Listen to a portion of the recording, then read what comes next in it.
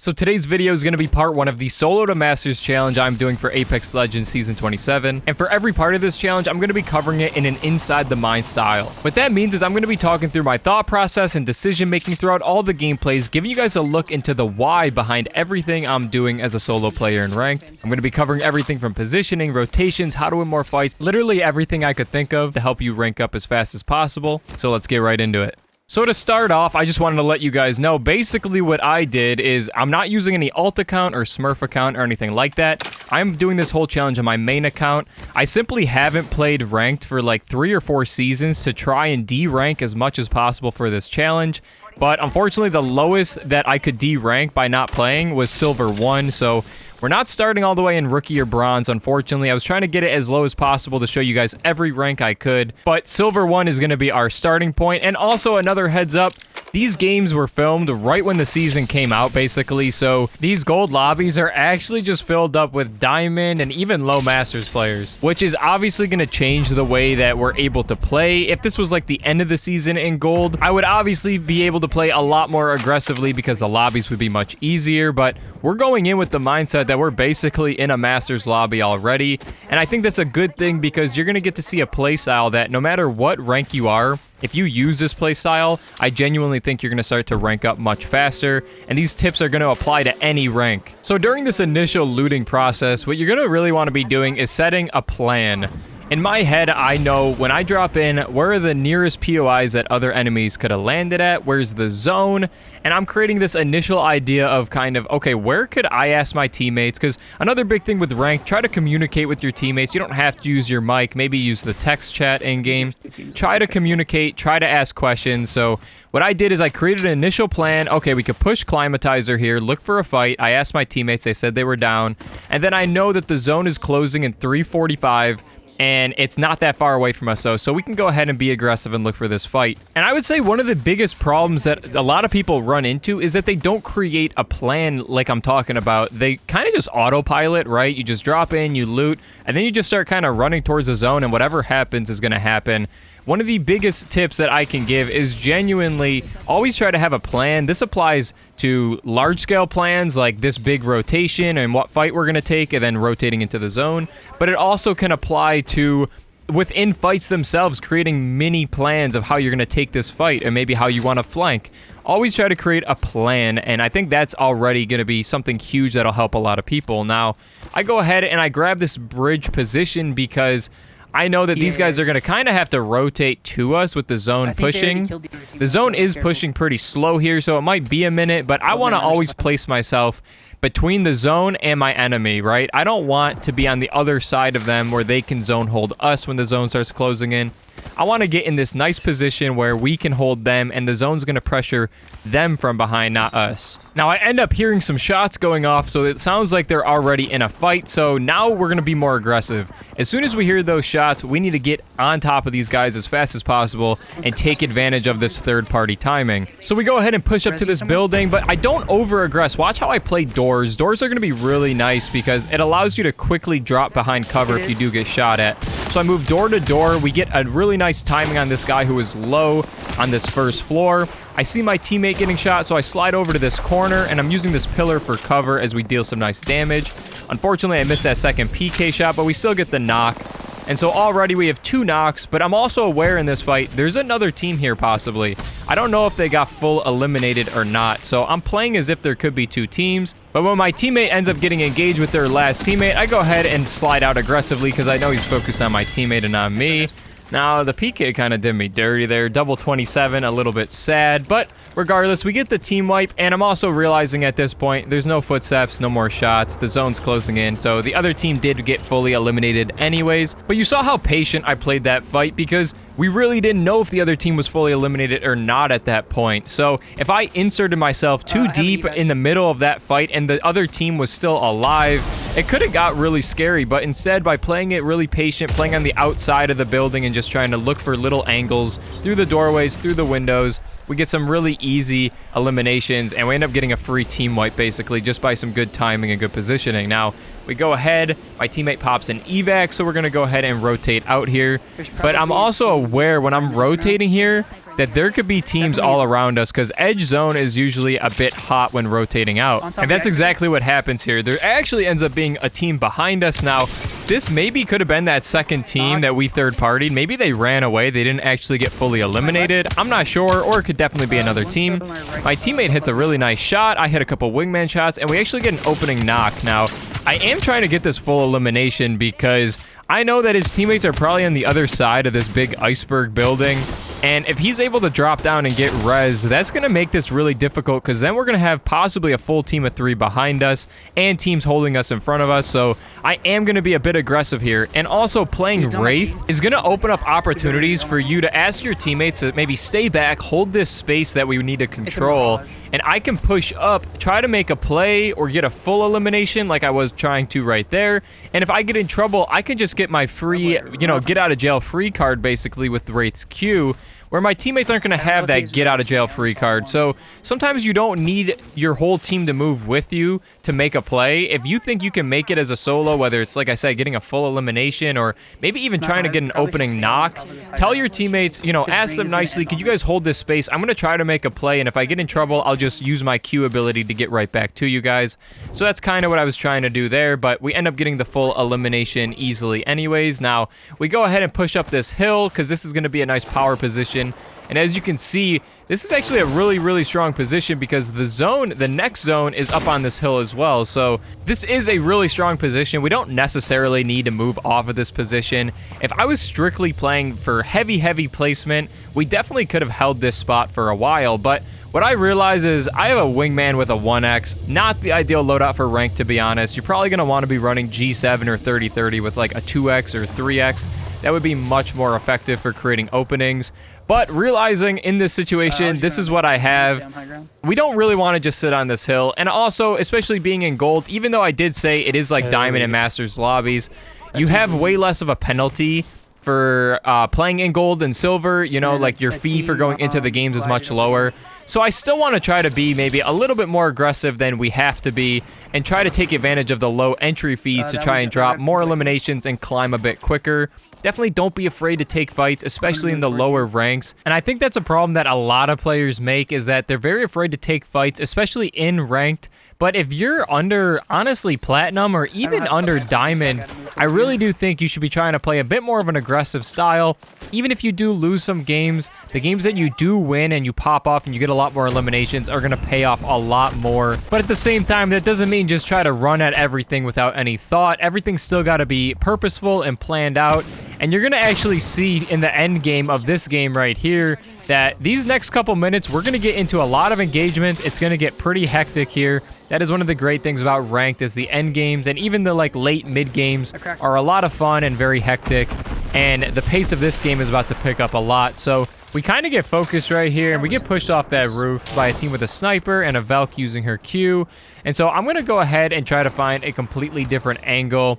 Holding the same angle for too long becomes very predictable, and it's going to allow teams that do get an opening to collapse on top of you very easily, as they can push up and get different angles on you if you're in the same spot. And here's another example of what I was talking about earlier. When you're playing Wraith, how you can kind of split up from your team, allow them to hold the main space you want to hold, and make some plays on your own a little bit, try to open up the fight. And that's what I try to do here. I'm hitting some decent wingman shots on this Valk, trying to see if I can get a crack or even a knock and make a play. Now, I didn't expect her to just be sitting on that corner. I probably could have just swung that and got the elimination. Unfortunately, she flies back to her team. But luckily, because, again, my teammates were holding our main piece of space, our main building that we want to hold, I could easily, if I get in trouble, just pop my Q and fall back. That is one of the main reasons why I would definitely recommend as a solo player to play Wraith. I think she's actually pretty strong in the meta right now as well, and she just allows for a lot of solo plays to be made that you really can't make on many other legends. But back to this game specifically right here, I'm kind of trying to push up on this team holding this building right here. Now, I'm aware at any point that if I get shot from a different angle, I could instantly just Q and fall back again to my teammates holding that space. But I hear an Ash under me, and I decide to go for a play here. I'm confident, and I go ahead and peek this doorway. Now, it works out perfect because he ends up looking at my teammates and falls back for cover, but I was behind him. Unfortunately, he probably got no audio there. You guys know classic Apex things. But we go ahead and clean that up. A little bit of an awkward spot here to try to get this full kill, but I do want to try and get it because it would be really nice to have this armor swap available to me. Because again, I'm planning out a little bit ahead always in my mind, and I know that this building is probably going to be a building that we end up taking some fights in or around. And now having in the back of my head that there's a box with a fresh armor swap right here on this doorway is going to be something really nice that I can fall back on. Now, we spot that initial Valk team that I tried to make a play on push up into the building that we were holding. And again, like I said, we're in gold and the entry fee's low, so I'm trying to be a little bit aggressive. We get some nice opening damage. I use the new mantle boost to close that space with guaranteed success, because really the new mantle boost you can hit with like 95% consistency. I go ahead and do a little bit of a climb up here to try to catch these guys off guard. I kind of miss my PK shot, which is a little bit unfortunate, and I get climbed up on, so I go ahead, use my Q, and again, another one of those mantle boosts to just go ahead and fall back to the original building. I could have armor swapped, but no need. I have overflow. That wasn't a position to use it. And my teammates push in and end up cleaning up one of those kills that I was going for, getting that first knock, which allows me to, again, re-enter the fight with a nice little climb up and slide down and get involved. Now we hit another decent shot on the Mirage. Teammate helps me clean that up. And I'm looking for their third, who kind of fell back to this fence, trying to get a full kill on my teammate. And we're able to kind of push up, missing some of those wingman shots. Not the greatest. Unfortunately, the PK shot's also a little bit weak right there, but I don't want to overcommit too much here. You could easily make the mistake of pushing a little bit too hard trying to get that Valk elimination, because there is still 10 squads left in this third zone closing. And so there's going to be a lot of teams with a lot of different angles, and it'd be very easy to get out in the open and just get wiped out very quickly by a G7 or 30-30 from deep. That is still the meta, unfortunately. I would love to see the meta switch to R301 flatline meta like the old days. But unfortunately, right now the meta still is G7, 30-30, and then something as a secondary that you can use up close. Probably still a PK, but I think the R9 and even the alternator with double tap is kind of underrated. But again, back into this game specifically, we don't overcommit, we don't chase the Valk. This building is still in zone, and we're in a really good spot here still. The next zone isn't that far away. We've gotten some eliminations, and now my mindset definitely is shifting more into a placement focus. Like I said, because the entry fee's low, I like to be aggressive, especially early to mid game. But now that we're hitting that end game, it definitely, you're going to want to prioritize the late placements, because the difference between a top 3 and coming in like 9th is crazy in how you get rewarded for that aggressive playstyle and those eliminations earlier in the game. Now, I end up picking up the car to go along with my PK because the car is an absolute beam. However, I'm not sure that this was the greatest move, especially looking at this zone that we're going to have. There's a lot of open space, and something a little bit more long range might have been ideal. Maybe trying to find one of those G7s or 30-30s. But nonetheless, I'll keep that in the back of my mind for sure and try to play around the weapons that I do have. Because like I said, the car is a beam, so it's hard to pass it up. Now, I hear some fights going on in Fragment, and I know there's a couple teams up on top of that hill because they were kind of third-partying us before.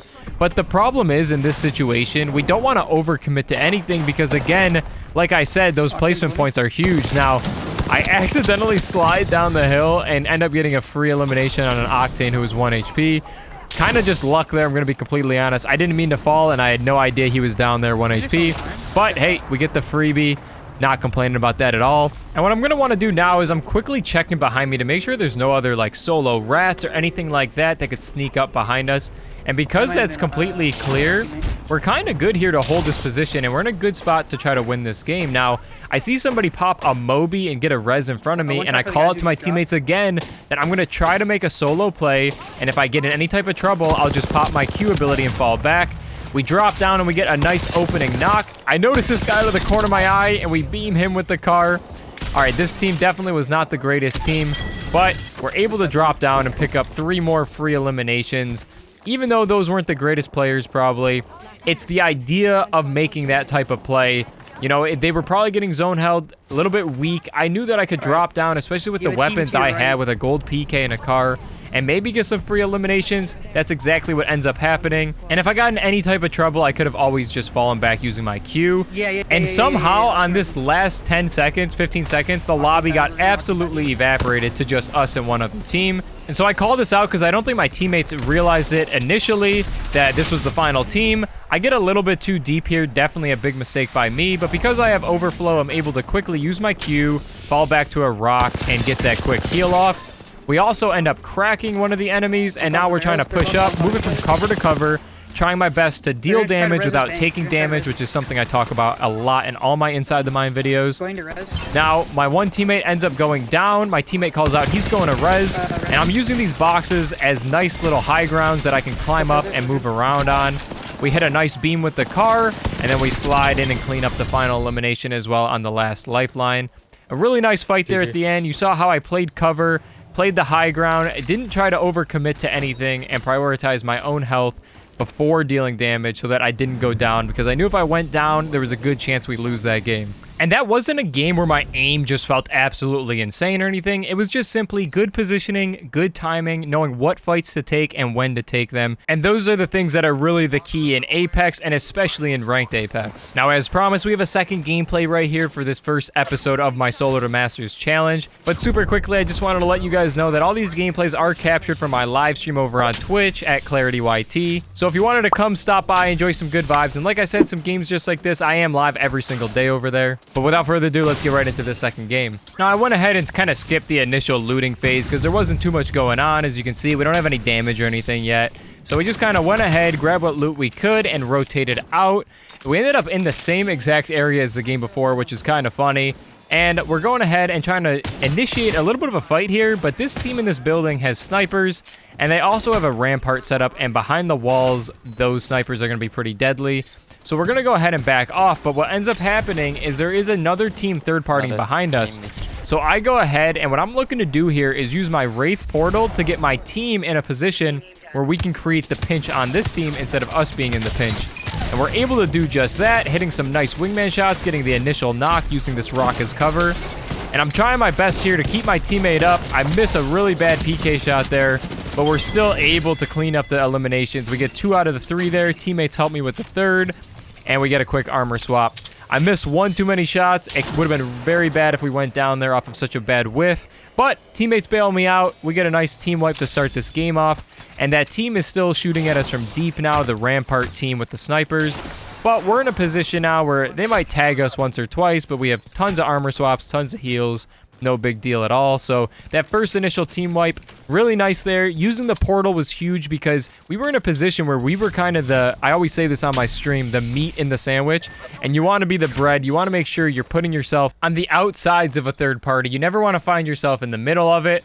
And so we used the portal to quickly reposition and get on the outside, creating that pinch. Now, the Rampart team decided not to be aggressive and push up in third party. Had they done that, like I said, we were in a good position with a lot of heals and cover that we could have used to fight them. But they were extremely passive, hanging out in this building, didn't end up pushing, and so we just get the free team wipe. Now, we still want to go ahead, like I always say, be aggressive, especially in the lower ranks. Take advantage of the low entry fee and try to get some eliminations. Trying to kind of use a little bit of utility spam here to push them out. And we end up realizing that they're actually not in that building at all anymore. They've completely repositioned.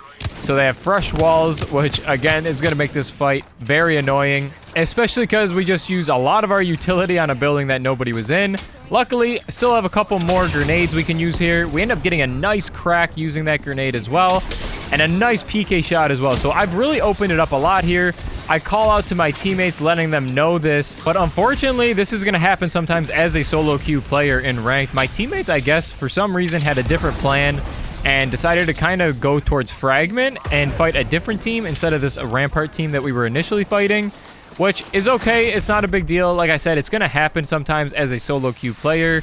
You're not teamed up with these people, and sometimes miscommunication will happen. Now, I kind of waste a little bit of time here, to be completely honest. I ended up evacing out of that situation. The main reason I went so deep is I felt like my teammates were going to get collapsed on from the Fragment team, and I also knew that the Rampart team was right in that building. So in my head, we were going to get kind of pinched. Again, bringing back that sandwich analogy, I felt like we were in a position where we could get in some trouble where I was at. And so I evac'd far away, maybe to craft, but it ends up kind of dying down here. I end up being able to just run back to my teammate here.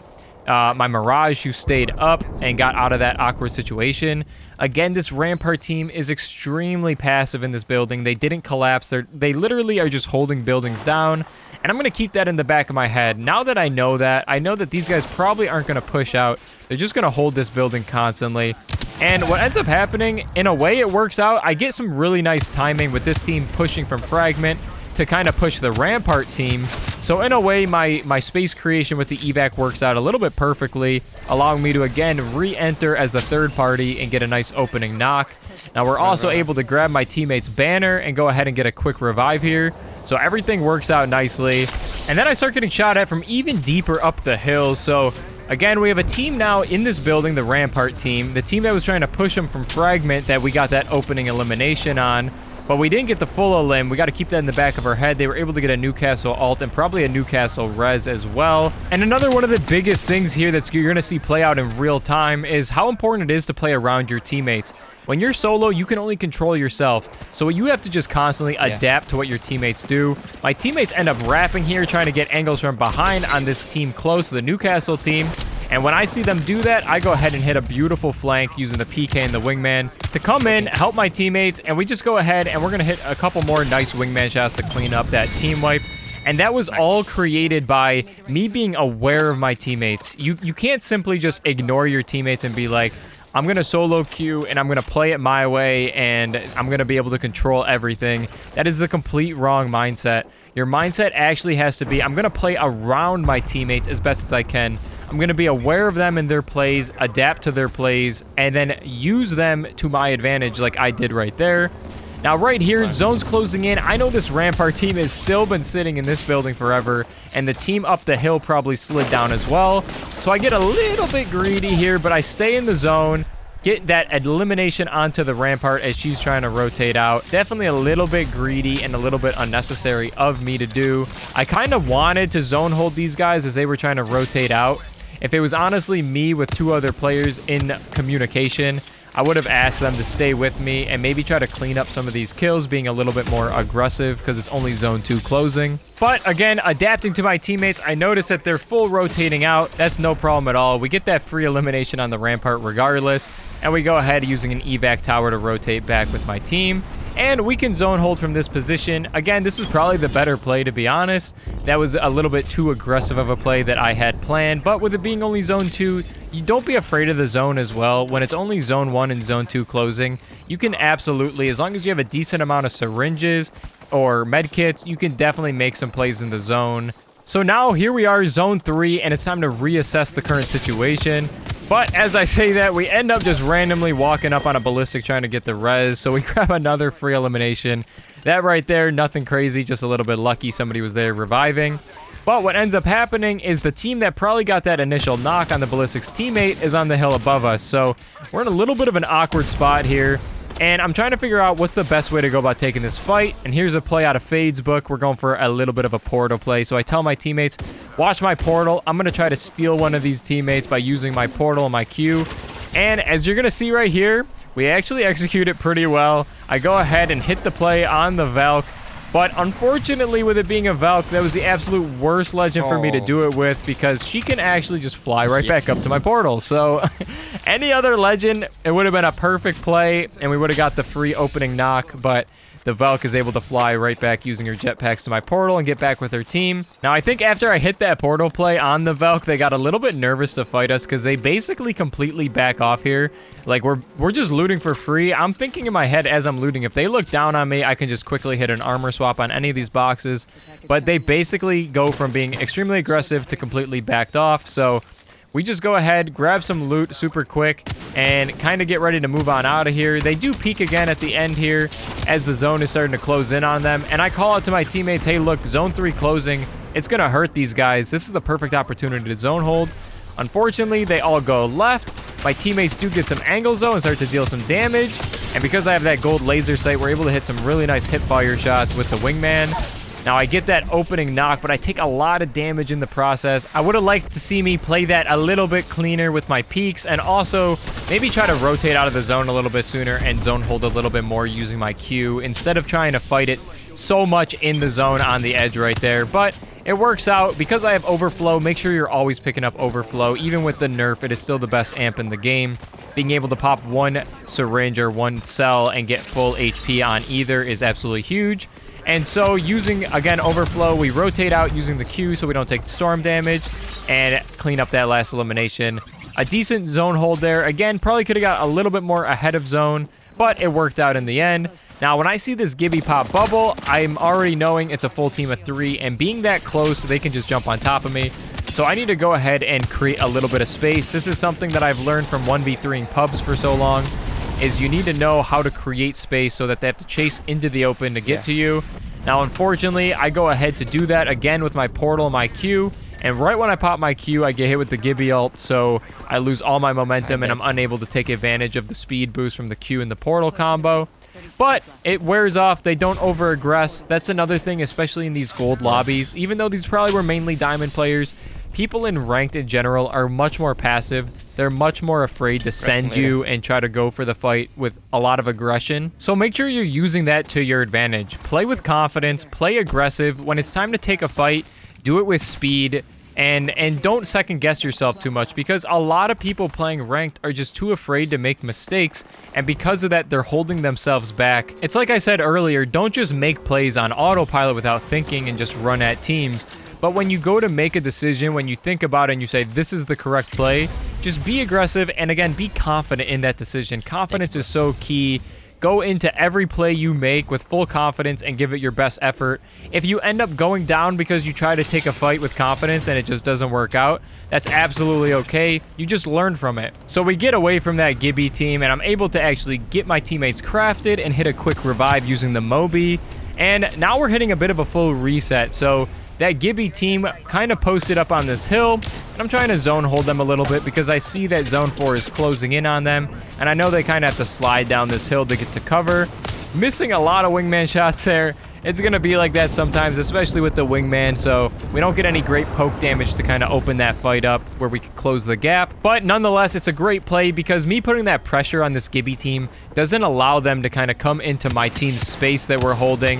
It allows my teammates to get respawned in, drop down, hopefully find a little bit of loot without this Gibby team just sliding right in because of the threat of me with my wingman trying to deal some damage. Now, I get a little too over-aggressive, getting out of cover into the open too much, take some damage, but luckily because we have overflow, all we have to do is pop one quick cell to fully regain that shield. Now, right here, I'm using a frag grenade to try to open it up. Maybe we can get some big damage. We end up being a little bit short on that one. And my teammate, unfortunately, just gets absolutely smoked by the enemy using a wingman. And now I instantly understand that, okay, the space holding is not going to work anymore. It's a 2v3. They're going to collapse with that opening. I try to tell my teammate, if he can, to fall back to me, because that is not a spot where we're going to be able to fight a 2v3, especially against a team full aggressing. And unfortunately, my teammate doesn't quite create space quick enough. That's okay, though. I end up creating the space myself. If you know something's the right play, don't not do it just because your teammates don't do it. Always make the right play. Don't worry. If your teammates go down, they go down. Obviously, ideally, they don't have to go down and they make the play with you, but you got to prioritize making the right call. And here I knew it was that we had to create that space because that team of 3 was going to collapse. Now, right here, I was trying to think of a way where I could use the portal to maybe get my Mirage out of that situation. I should have just rezzed him there. That was a mistake by me, for sure. I wasted a lot of time. But I realized at this point, there's only me and 2 other teams. I need to just secure second place. That's my mindset right here, genuinely. I hear a revive going off. This team wants me badly. My teammates are down. At this point, all I am trying to do is just secure second place. So I use my portal and my Q to create as much space as possible. And I know that these 2 teams are probably about to fight on the edge, and that's exactly what ends up happening. The other team goes down, putting me in second place. And sometimes that's all you're going to be able to do. I try to find somewhere to play. It ends up just being this truck in the open.